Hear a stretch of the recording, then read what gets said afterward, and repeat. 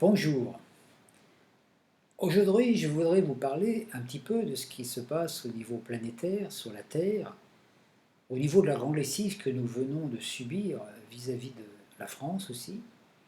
Donc, depuis l'entrée d'Uranus dans le signe du Taureau, nous vivons des tribulations événementielles, des conflits, des grèves, des inondations, des orages, une politique totalitaire qui peut nous inciter à croire que l'ombre est en train de triompher. Alors qu'en vérité, c'est peut-être le contraire. La planète Uranus apporte l'eau céleste, l'onde d'amour qui émane de la source Christ cosmique, le grand zodiaque galactique, le chaudron du Graal. Et chanson de l'amour divin, Uranus déverse cette onde contenant une multitude d'informations ultrasoniques ainsi qu'une énergie formidable, celle qui a provoqué le Big Bang original et qui a généré la substance adamantine source qui a fécondé la Terre et tout l'univers. L'eau céleste d'Uranus apporte la révélation, la rédemption, un nouveau courant d'énergie, invitant à recréer l'unité, la fraternité, l'unité solidaire.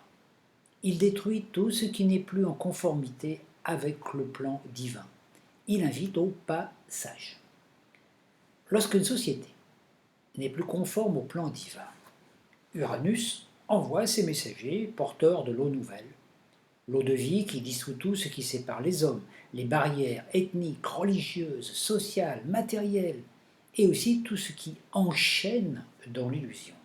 Il invite à construire autre chose, jusqu'au moment où l'énergie de l'esprit se retire des structures de la matière, cristallisée sous une forme qui n'est plus adaptée à l'évolution. Chaque civilisation a vécu cela. Naissance, croissance, proposition d'évolution, puis destruction du modèle qui n'est plus adapté. Les âmes, prêtes à évoluer dans le nouveau ciel, la nouvelle terre, sont ascensionnées. Celles qui y restent collées au vieux système disparaissent avec, comme le navire quand il coule. Gaïa, l'âme terre, est prête à ascensionner. Uranus l'a fécondée il y a 2000 ans lors de la venue aussi de Maître Jésus. Elle est prête à enfanter son corps de gloire et nous invite à suivre cette renaissance. Elle ascensionnera, avec ou sans nous. Son âme se retire de la forme matérielle dense et il en est de même pour nous. Nous sommes invités à transférer notre conscience dans notre corps glorieux pour participer à cette ascension. Chaque planète vit cela en son temps. Il y a plus de 12 000 ans, la planète Mars a ascensionné. Les âmes évoluées se sont installées dans le corps glorieux de Mars, en son intériorité. Les âmes qui ont refusé cette ascension se sont exilées, et grâce à des vaisseaux, donc spatiaux, les plus habiles en technologie se sont implantés sur la Terre atlantéenne. Petit à petit, ils ont perverti certains dirigeants scientifiques, religieux, et mélangeant leurs gènes avec eux par le biais de la procréation, ont engendré une race hybride, peu adaptée à l'évolution. Puis est venu le moment où l'humanité atlante a été invitée à ascensionner.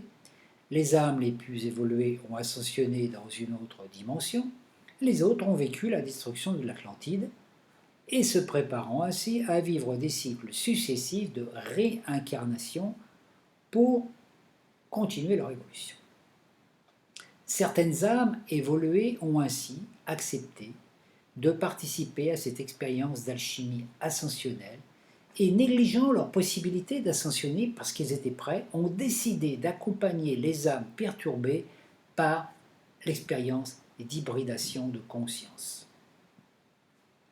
Les Martiens ayant refusé l'ascension sont connus sous le nom d'aliens, c'est-à-dire qu'ils ont aliéné une partie de leur conscience, la polarité féminine qui les reliait à la source d'amour.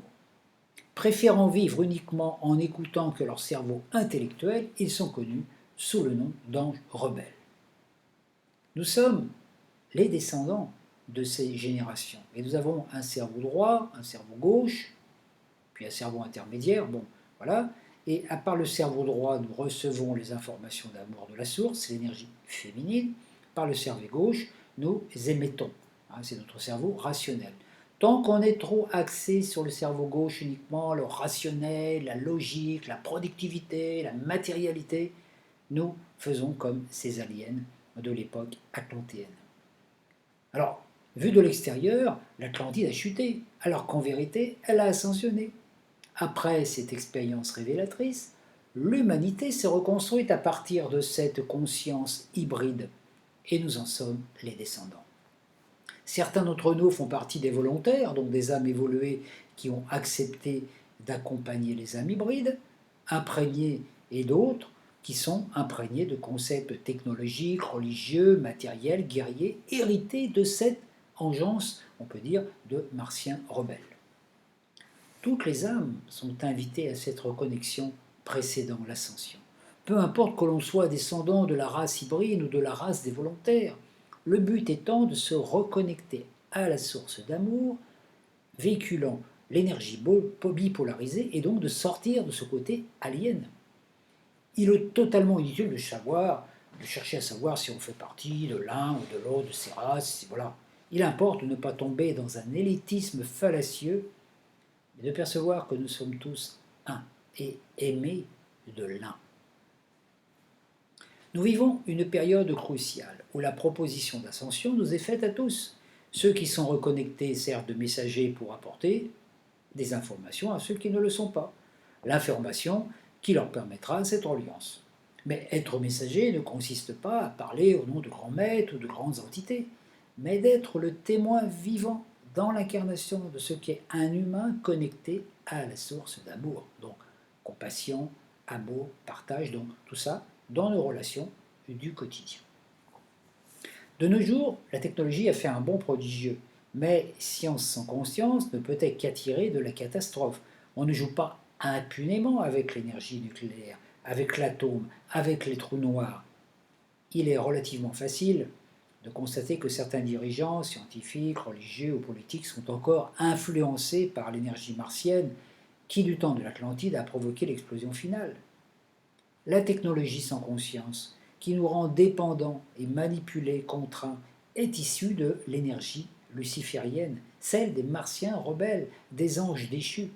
Et dès qu'on devient dépendant de la technologie, on est prisonnier de ce qu'elle nous impose.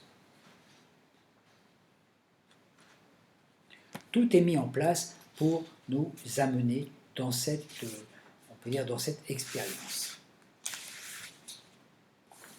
pour nous attirer dans ce piège.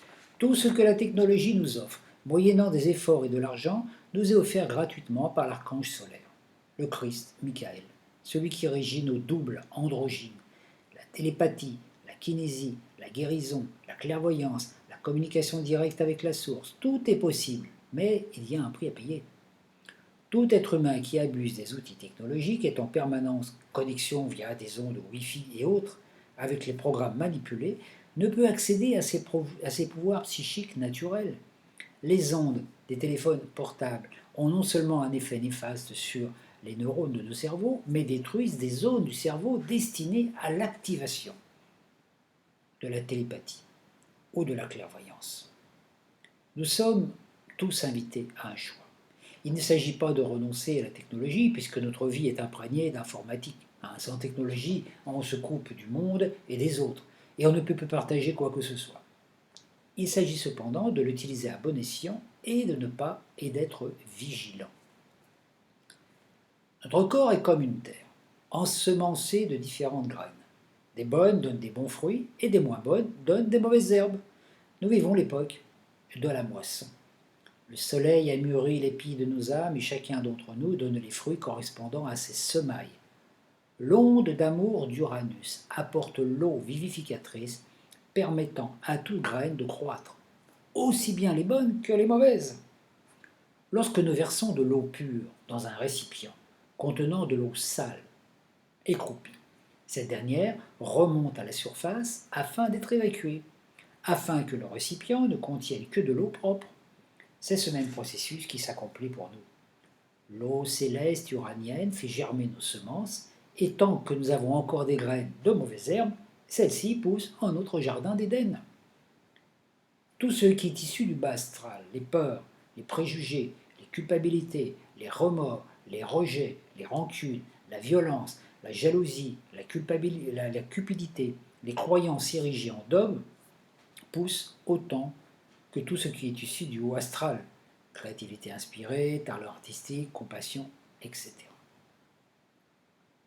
C'est la raison pour laquelle, en ces temps présents, nous voyons tant de choses horribles, des maladies, des catastrophes, des pollutions, des guerres, se manifester à côté de choses magnifiques, des œuvres artistiques, des mouvements de compassion.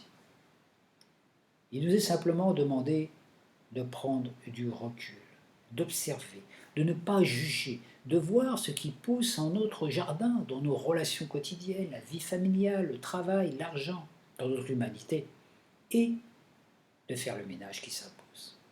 Tout ce qui est mal ressort comme mal aise ou mal a dit, et toutes les mauvaises herbes doivent être déracinées du jardin de notre âme, afin que les bonnes semences puissent donner fruit.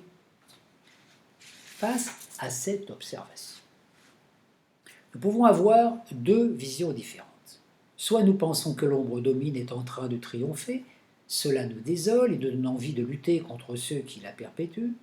Ainsi, sans nous en rendre compte, nous participons à nourrir l'ombre.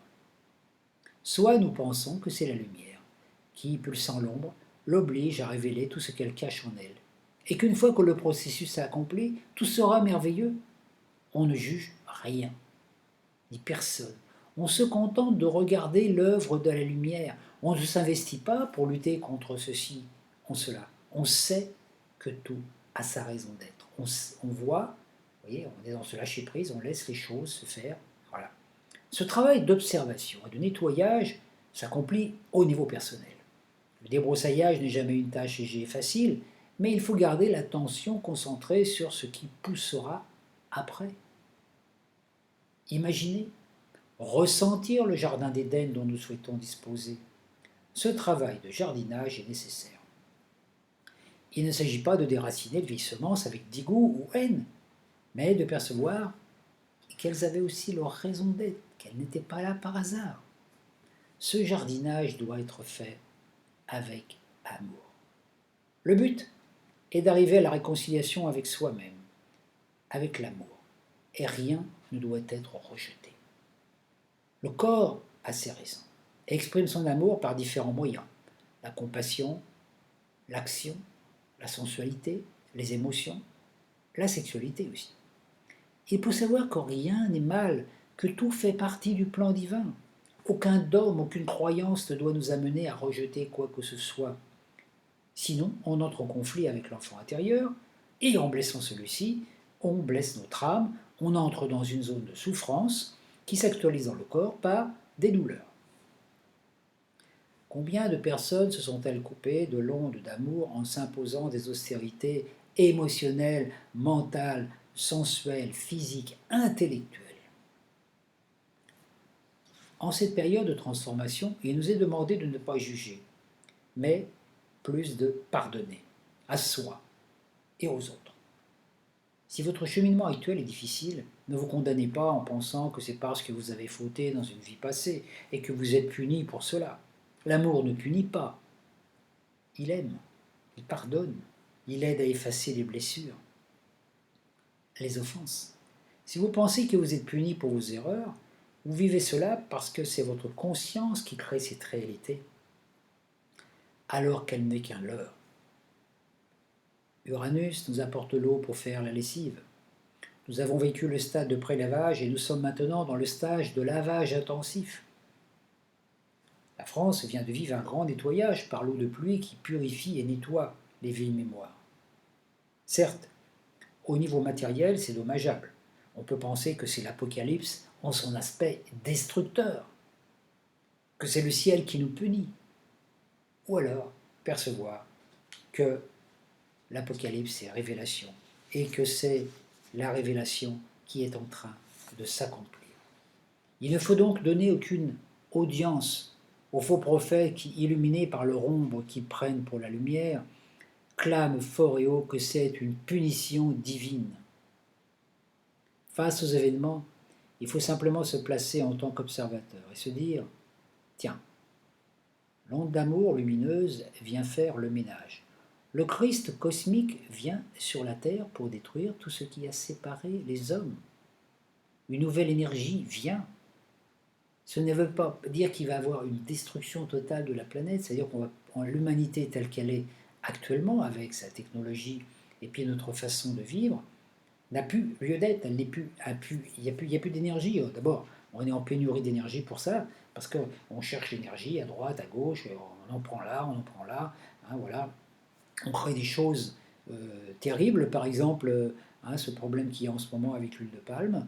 Voilà, on importe de l'huile de palme des pays du Cambodge et tout ça, et puis là-bas, dans ces pays, et ben, naturellement, toute la terre est complètement dévastée à cause de cette production intensive, hein, et tous ces gens qui travaillent pour rien, tout simplement pour qu'en contrepartie, nous puissions fabriquer en France du gasoil naturel, biologique, et qu'en contrepartie, naturellement, la France va pouvoir aussi faire un marché avec les dirigeants et vendre, par exemple, des armes comme des avions, comme des Rafales, etc. Donc en fait, on se rend compte que si on veut utiliser du gasoil, du gasoil pur, hein, du gasoil écologique en France, ben, ça va se faire au détriment d'un autre endroit de la Terre qui est détruit. C'est encore pire que d'exploiter le pétrole. Donc on se rend bien compte qu'on est dans un moment où, alors que l'énergie céleste, l'énergie libre, l'énergie d'Uranus, hein, l'énergie qu'avait aussi capté à un moment ce grand initié qui était Nikola Tesla, cette énergie est là, dans l'atmosphère, il y a toute l'énergie. L'électricité a toujours existé, elle existait même avant qu'on la capte, au Moyen-Âge elle existait déjà, mais on n'avait pas découvert les capteurs.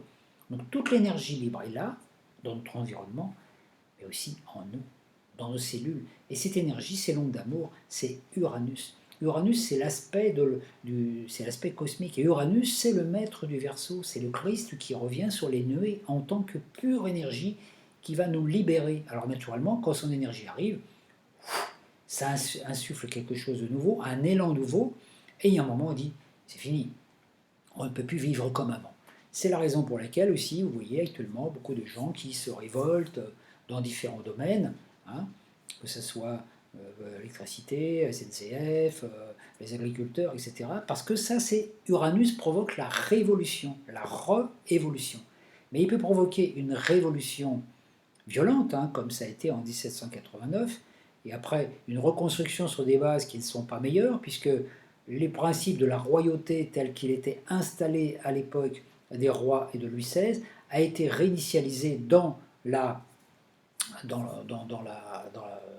dans la République, puisque actuellement nous vivons les mêmes choses. Nous sommes soumis à des taxes, à des impôts. On nous impose, c'est pas de le dire, le mot impôt, on nous impose des tas de choses que nous ne voulons pas, et nous nous trouvons actuellement dans la même situation qu'à l'époque de 1789, hein, une tendance à la révolution, parce qu'il y a trop de pauvres, il y a trop de gens qui sont exploités, etc. Donc Uranus, il apporte le chaos, soit par le côté violence, soit par la révolution de conscience, c'est-à-dire une révolution pacifique telle que l'avait prévu Jésus à son époque, quand il avait apporté ce message d'amour.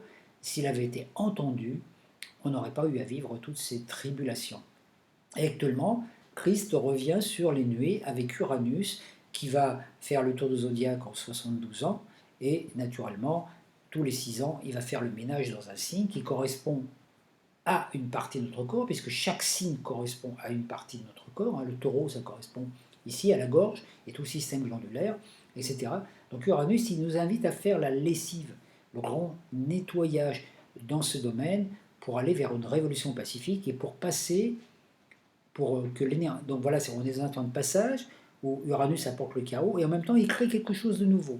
Donc, cette énergie, on peut l'utiliser soit pour détruire l'ancien système, soit pour construire le nouveau. Et c'est tout. Donc, tant qu'on lutte contre soi-même, quand on lutte contre ses vies antérieures, contre tout ce qu'on a pu faire, là, on est encore dans l'ancien système, on essaie de détruire l'ancien système. Mais ça ne sert pas à grand-chose.